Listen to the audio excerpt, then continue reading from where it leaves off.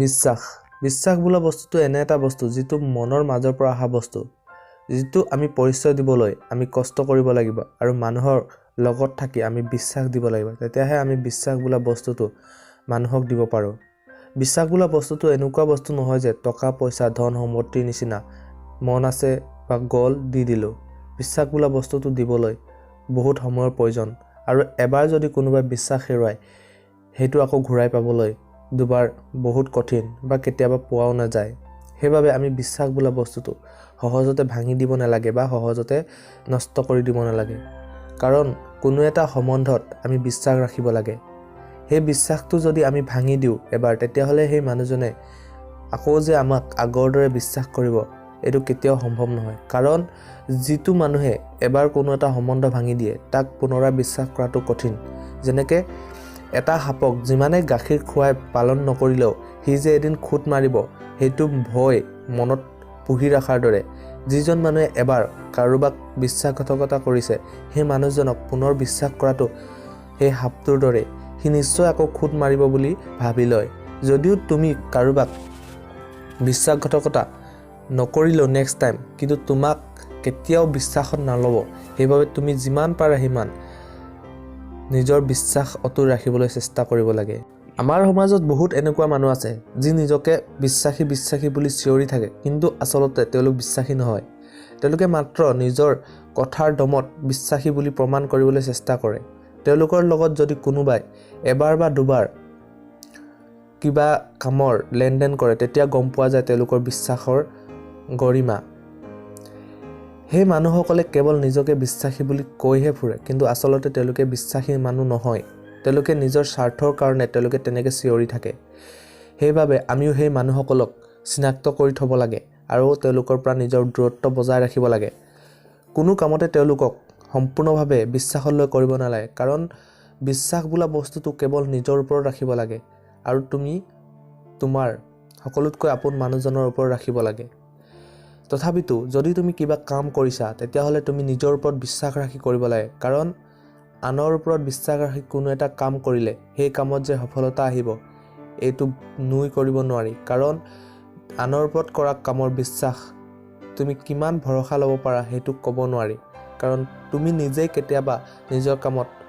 গাদ্দাৰি কৰা তেতিয়াহলে আনে তোমাৰ কামত যে সম্পূৰ্ণ বিশ্বাসেৰে সম্পূৰ্ণ সময়ত কৰি উলিয়াই দিব হেতু কিন্তু একদম নুই কৰিব নোৱাৰা কথা সেইবাবে তুমি নিজৰ কামত যদি বেছিকৈ দৰকাৰী হয় তেতিয়াহলে নিজে ইনভলভ হৈ নিজে সক্ৰিয়ভাৱে লাগি কৰা তেতিয়াহে তুমি নিজৰ কামত জলদি সফল হ'ব পাৰিবা আনৰ ওপৰত ভৰসা কৰি যদি বহি থাকা তেতিয়াহলে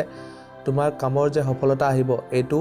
বহুত দূৰৰ কথা কাৰণ আনে তুমি নিজৰ কামটো যেনেকৈ তুমি কষ্ট কৰি কৰিবা আনে তেনেকৈ কৰি নিদিব সেইবাবে যিমান পাৰা নিজৰ যদি কাম হয় তেতিয়াহলে তুমি নিজৰ বিশ্বাস ৰাখি নিজে কষ্ট কৰা তেতিয়াহে তুমি নিজৰ কামত সফলতা পাব পাৰিবা আজিকালি আমাৰ সমাজত বিশ্বাস কৰিব পৰা মানুহৰ 100 জনৰ ভিতৰত এজনহে ওলাব চাগে বাকি 99% মানুহ বিশ্বাসৰ যোগ্য নহয় কাৰণ 99% মানুহে কেৱল নিজৰ কথা ভাবে তোমাৰ কথা নহয় সেইবাবে যিমান পাৰা সিমান তুমিও নিজৰ কথা ভাবিবলৈ চেষ্টা কৰা কাৰণ আজি দিনটোৱে তেনেকুৱা যদি তুমি আনৰ কথাক লৈ চিন্তা কৰি মূৰ ঘূৰা কৰি থাকা তেতিয়াহলে তোমাৰ বাবে চিন্তা কৰিবলৈ কোনো নাই তুমি সদায় তললৈ গতি কৰি থাকিবা সেইবাবে তুমি নিজৰ কথা চিন্তা কৰা ইয়াত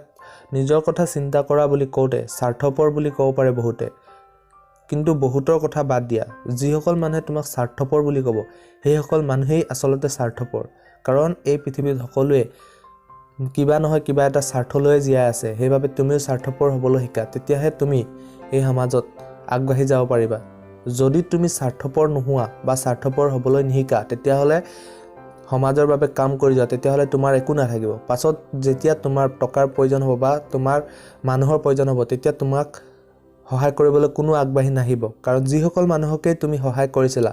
সেইসকল মানুহেই তোমাক এদিন লাত মাৰি গুচি যাব তোমাক কেতিয়াও তেওঁলোকে ঘূৰি চাবলৈ নাহে সেইবাবে কোৱা হয় আজিৰ পৰা স্বাৰ্থপৰ হ'বলৈ শিকা এই সমাজত যদি তুমি কিবা এটা কৰিব বিচাৰা তোমাক পাছত কাৰোবাৰ সহায় লাগে তেতিয়াহলে তুমি আজিৰ পৰা স্বাৰ্থপৰ হ'বলৈ শিকা যদি তুমি স্বাৰ্থপৰ নোহোৱা তেতিয়াহলে এই সমাজত বেছি দিন তুমি টিকি থাকিব নোৱাৰিবা আৰু পাছত সাধাৰণ এজন আনৰ পৰা খুজি মাগি খোৱা মানুহ হৈ পৰিবা কাৰণ আজিকালিৰ মানুহবোৰ তেনেকুৱাই তোমাৰ পৰা যিমান চান্স পায় সিমান তোমাৰ পৰা লুটিবলৈ চেষ্টা কৰে সেইবাবে ইমানো অকৰা বা ইমানো